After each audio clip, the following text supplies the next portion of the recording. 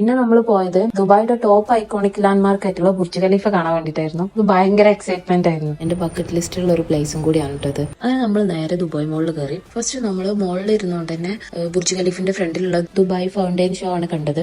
ഹൈറ്റിൽ ഇരുന്നുകൊണ്ട് തന്നെ അതിന്റെ വ്യൂ നമുക്ക് നല്ല ഭംഗിയിൽ കാണാനുണ്ടായിരുന്നു. അത് കണ്ടതിന് ശേഷമാണ് നമ്മൾ ദുബായ് മോൾ ചുറ്റി കണ്ടത്. ഐസ് റിംഗ് കണ്ടു. അത് കഴിഞ്ഞ് നമ്മൾ നേരെ പോയത് വാട്ടർഫാൾസ് കാണാനാണ്. അവിടുന്ന് കുറച്ച് ഫോട്ടോസ് ഒക്കെ എടുത്തു. പിന്നെ നമ്മൾ ചൈന ടൗൺ കാണാൻ പോയത്. അത് പാസ് ചെയ്യുന്നതിന്റെ ഇടയിൽ ഡൈനോസറിന്റെ അസ്ഥി കണ്ടു. അതിനുശേഷം നമ്മൾ നേരെ പോയത് അക്വേറിയം കാണാൻ വേണ്ടിയിട്ടായിരുന്നു. സത്യം അവിടെ കണ്ടതിൽ ഏറ്റവും ഇഷ്ടപ്പെട്ടത് എനിക്ക് അക്വേറിയാണ്.